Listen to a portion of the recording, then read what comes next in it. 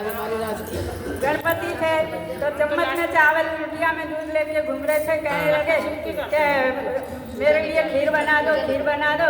तो सारी औरतें बोली कि चम्मच में चावल लुटिया में दूध लेके तो घूम रहा है, चूल्हे पे चढ़ाएंगे तो जल भुन जाएंगी, हमारे बस की नहीं है। तो गणेश जी ने कहा ठीक है कोई बात नहीं है, मैं और किसी से बनवा लूंगा। आगे चले तो एक बुढ़िया बैठी थी झोंपड़ी में, तो कहने लगी मैया मैया तुम मेरे लिए खीर बना दोगी? हाँ बेटा ला मैं बना देती हूँ खीर। तो बुढ़िया अंदर से परात और भिगोना लेके आई, चम्मच के चावल परात में डाले, लुटिया का दूध भिगोने में डाला, तो दोनों चीज भर गई। बुढ़िया ने चूल्हा चौका साफ करके खीर चढ़ाई और बनाई। जब बनाकर खीर गणेश जी को भोग लगा दिया, अब कहने लगी कि गणेश जी तुमने तो इतना सारा दूध है और दूध से चावल से खीर बनी है, मैं तो अकेली जान हूँ, इसको कैसे खाऊंगी, कैसे निपटेगी? तो तुमने बड़ी चिंता करी, अपनी खीर को गली मोहल्ले में बांटो, जो आता जाता है साधु संत जिसको सबको बांट दो। तो क्या अच्छा ठीक है। बुढ़िया ने ऐसे ही करा, भिगोना लेके दरवाजे पे बैठ गई और जो निकले उसको खीर देती जाए। बांटते बांटते शाम हो गई, खीर तो ख़त्म ही नहीं हुई। तो क्या मैं तो बांटते बांटते शाम हो गई, खीर ख़त्म नहीं होगी, अब क्या करूं इसका? तो क्या करूं, अपनी झोपड़ी में गड्ढा खोद करके गाड़ दे इसे। तो क्या अच्छा ठीक है। बुढ़िया ने एक कोने में झोपड़ी में गड्ढा खोदा और खीर उसमें गाड़ दी और गाड़ करके सो गई। जब आधी रात हुई तो गणेश जी ने ऐसी लात मारी, उसकी झोंपड़ी तो उड़ गई और महल हो गया खड़ा। सवेरे बुढ़िया सोचने लगी चलो झाड़ू बुहारी लगा लूं।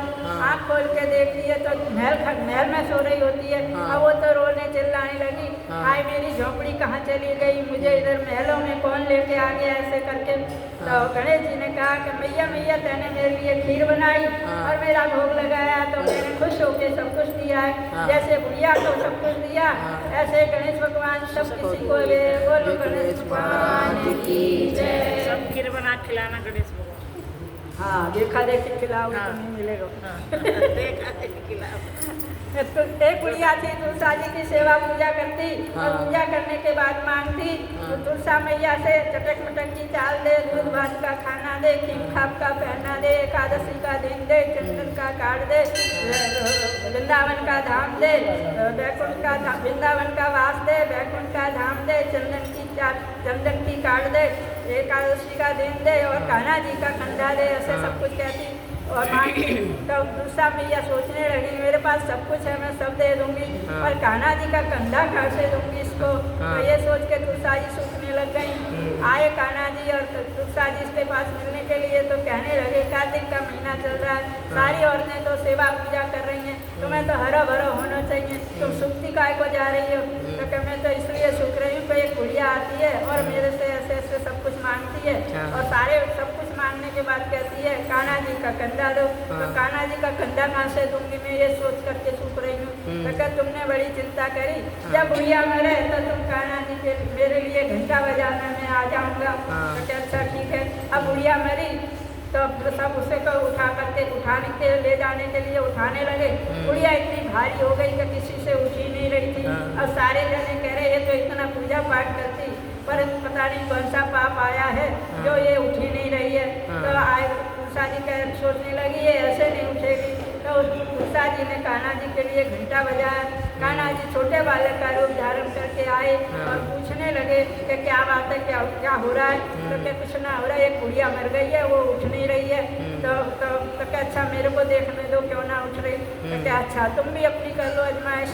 तो कान्हा जी गए बुढ़िया के पास और बुढ़िया से कान में कहने लगे कटक मटक की चाल ले, दूध भात का खाना ले, वैकुंठ का धाम ले, वैकुंठ का नाम ले, वृंदावन का वास ले, खीर खाप का पहना ले, दूध भात का खाना ले, कान्हा जी का कंधा ले, ऐसे बोला। तो जैसे ही बोला कान्हा जी का कंधा ले तो वो तो झट से इतनी हल्की हो गई तो झट उठ गई। उसका डोला वैकुंठ धाम को गया। जैसे तुलसा मैया ने बुढ़िया का डोला वैकुंठ धाम को पहुँचाया ऐसा सब किसी को पहुँचाओ। बोलो तुलसा मैया की जय। एक बुढ़िया थी तो केले की सेवा पूजा करती थी। तो कहने लगे बहुत सोचने लगी कि ये तो सारे दिन पूजा पाठ में लगी और पूजा करने के बाद सबको प्रसाद में केले बांटती रहती थी। तब बहुत सोचने लगी ये तो रोज हर रोज तो वीरवार आ जावे और ये तो केले बांटे और सब, तो ऐसे तो मेरी तो धन दौलत सारी उड़ा देगी। तो वो अपने आज पति से कहने लगी तुम ऐसा करो इस बुढ़िया को कहीं छोड़ आओ।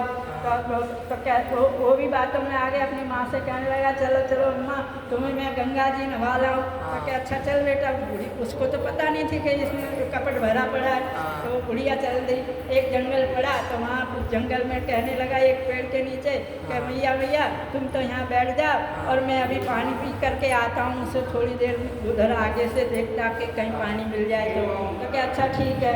तो बुढ़िया तो पेड़ के नीचे बैठ गई और वो तो पानी का बहाना कर करके वहाँ से घर आ गया। वो तो उसको सब पानी से गंगा जी ले जानी थी। तो घर आ गया, अब घर आ गया छोड़ छाड़ के शाम हो गई और तो वो तो वहीं बैठी रही। और 2-4 जने चलते फिरते आए तो कह के तुम यहाँ क्यों बैठी हो। तो कह के मेरा बेटा 5 महीने गया है अभी तक तो वापस नहीं आया। तो क्या अब कोई ना आवे तेरा बेटा, अब तेरे को छोड़ के चला गया। तो क्या कोई बात नहीं है, वो तो मैं तो यहीं रह लूँगी। अब वो तो वहीं रहने लगी, भगवान का भजन पूजन वहीं पर करने लगे पेड़ के नीचे। वहीं जो मिल गया वहीं पर ही जैसे भी था वैसे ही पहले पूजा करी। तो विष्णु भगवान इतने गुरु महाराज इतने प्रसन्न हुए तो उसको वहीं पर केला का पेड़ भी मिल गया, एक झोंपड़ी भी बन गई उसकी। लोगों ने बना दी एक झोंपड़ी भी उसके लिए और वहीं झोंपड़ी में रहने लगी और केले की पूजा करे। और सब धीरे धीरे वहाँ तो खूब अच्छा मकान, झोंपड़ी की जगह मकान भी बन गया। उसको तो फलती फूलती गई जैसे जैसे पूजा करती गई जैसे ऐसे। उधर बहू ने जब सास को घर से बाहर भिजवा दिया तो उसकी धन दौलत इतना धीरे धीरे करके सारे खत्म हो गए। भूखे मरने के लाले आ गए, कुछ भी नहीं रहा घर में। तो सब कहने लगे सब के इसके घर में तो कुछ भी नहीं रहा। तो कहते क्या करें। तो कुछ कर गए, एक थोड़ी दूर पे है ना वहाँ पर भंडारा भी होता है, सब कुछ मिलता है। तो चल वहीं पर जाएंगे तो वहीं पे खाएंगे पिएंगे। तो वहाँ पर आई तो वहीं पर आई वो बुढ़िया तो रोज उस वक्त की पूजा करने के बाद वहाँ भी प्रसाद केले वेले सब बांटती थी। तो वो पंगत में बैठ गए दोनों बहू बेटा। तो बांटने निकली तो बुढ़िया ने तो अपने बहू बेटे पहचान लिए पर बहू ने नहीं पहचाने, पर बुढ़िया ने पहचान लिए। तो ये तो मेरे ही बहू बेटे हैं। पर फिर बांटते बांटते फिर उसको भी ध्यान आ गए थे कि मेरी माँ मेरी सास है। तो बहू ने भी पहचाना मेरे। तो बहू कहने लगी, बहू पाँव पड़ गई सास के और कहने लगी मैंने तो तुम्हारे साथ बहुत बड़ा धोखा किया। तब बहू कहने लगी बेटा तेरे हाथ मेरे हाथ तेने मेरे को ऐसे करा। तो जैसे विष्णु भगवान ने बुढ़िया को सब कुछ दिया ऐसे सब किसी को दे। बोलो विष्णु भगवान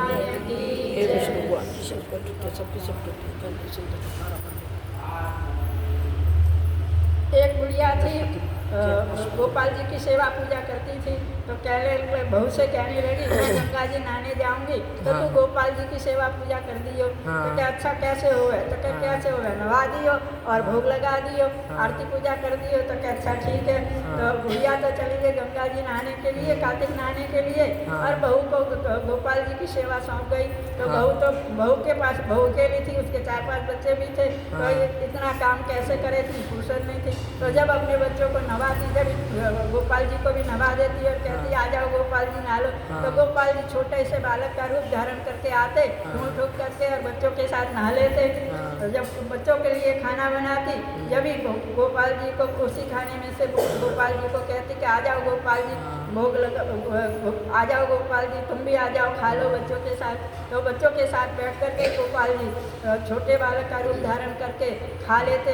ऐसे ऐसे करते महीना भर पूरा हुआ। तो बुढ़िया आई बुढ़िया आई तो कहने लगी बहू तैने कैसे करी गोपाल जी की सेवा। तो कैसे करी तुमने ऐसे करी तो ऐसे तो मेरे से हुई ना। मैं तो जब अपने बच्चों को नहवाती जब ही गोपाल जी को बुला लेती नहाने के लिए, गोपाल जी आ जाते नहा लेते। और जब बच्चों को खिलाती जब ही बच्चों के साथ में उन्हें खिला देती।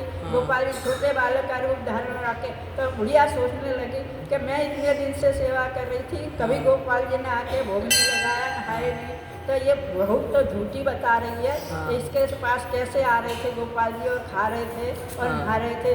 तो बहू कहते बहू तुम तो झूठी बोल रही है। कहते ना झूठ नहीं बोल रही, सच्ची हाँ। बोल रही हूँ। तुम ना मानो तो आज ही देख लेना। तो हाँ। वो बुढ़िया तो एक कोने में छुप गई और उसने गोपाल जी को बुलाया नहाने के लिए कि आ जाओ गोपाल जी नहा लो। तो गोपाल जी आए तो सही, पर बुढ़िया को नहीं दिखाई दिए थे। गोपाल जी नहा लिए गोपाल जी। जब खाना बनाया तो बच्चों के साथ क्या क्या आओ गोपाल जी खाना खा लो। तो हाँ। गोपाल जी छोटे बालक का रूप धारण करके आए और खाना भी खा लिया। तो बुढ़िया को तो दर्शन हो नहीं रहे थे। पर तो बुढ़िया कहने लगी मुझे तो दर्शन हो नहीं रहे, बहू तू तो झूठ बोल रही है। तो गोपाल बहू ने सास गोपाल जी से कहा कि गोपाल जी मुझे तो पता नहीं है, पर तुम तो मेरी सास को तो दर्शन दे नहीं रहे, वो तो सच्ची ना मान रही कि मैंने तुम्हारी सेवा करी थी। हाँ। तो क्या वो तो कपट से सेवा कर रही थी, इसलिए उसको दर्शन मैंने। तो क्या तुम पर वो तो मेरे को झूठी मान रही है, तुम उन्हें दर्शन मेरी सास को भी दर्शन दो। तो क्या अच्छा। तो बहू के कहने से गोपाल जी ने सास को भी दर्शन दिए। जैसे सास के बहू के लिए सास के लिए गोपाल जी आए दर्शन दिए, ऐसे सब कुछ को दो बोल गोपाल जी महाराज की जय, लड्डू गोपाल जी की जय। हाँ क्या एक बुढ़िया थी तो सेवा पूजा करती तो कहने लगी, उसकी बहू जो थी झूठ पिटा करती थी तो कहने लगी कि ये तो झूठ पिटा कर देती है, मुझे तो ब्राह्मण जी माने है तो क्या करूं। तो कहने लगी कि तू है ना गुदड़ी धोला। तो क्या अच्छा ठीक है। तो बहू कहने लगी तुम इतना सारा काम करोगी तो थक जाओगी, तो मैं कुछ काम करवा लो मेरे से। तो सास ने कहे कि कोई और काम तो क्या करेगी, आटा दे देती हूँ, आटे में से क्या चुरा के चुराएगी। तो झट से सास ने आटा दे दिया और वो आटा गूंथने लगी। आटा गूंथ के एक लोहा तोड़ करके उसने झट से अपनी कांख में दबा करके गुदड़ी लेकर के धोने के लिए चल दी। तालाब पे आई तो वहाँ उसे तो तालाब पे आई तो देखा तो एक मुर्दा जल रहा था और कुछ औरतें पतवारी की सेवा पूजा कर रही थी। तो उसने तो उससे भूख लगी तो उसने तो अपनी बगल में से लोहा निकाला और रोट बनाया और मुर्दे की आंच पे सेक लिया। सेक करके पतवारी के औरतें पूजा कर रही थी वहाँ गई और पतवारी पे फटक करके जोत में से घी ले करके और चिपड़ करके खा पी के घर आ गई। पतवारी मैया ने तो नाक पे हाथ रख लिया, रूठ गई। और सारे कहने लगे पतवारी मैया तो रूठ गई है। तो ऐसे कैसे, उनसे बहू ने सुनी तो ऐसे कैसे कि पतवारी मैया रूठ गई है, मैं मना के आती हूँ। तो क्या हाँ तू और कोशिश कर ले। मनाया तो वो तो गई सोटा ले करके पतवारी मैया के पास और पतवारी मैया से कहने लगी मैंने सास को तो आटो चुराया और मुर्दे की आंच पे सेक लियो और तेरी जोत में से घी पड़ करके तेरे पे फटक करके खा लिया तो तेरो का बिगड़ गया, उसमें से तेरो क्या गया, तू नाक में से हाथ डाले नहीं तो मैं तेरे पे सोटा दूंगी। तो पतवारी मैया ने झट से नाक पे से हाथ हटा लिया। तो जैसे बहू के लिए पतवारी मैया आई ऐसे सब किसी के लिए आओ बोल पतवारी मैया की जय। अच्छा तो आज तो रह गए ना पतवारी की क्या राम राम जी सब है।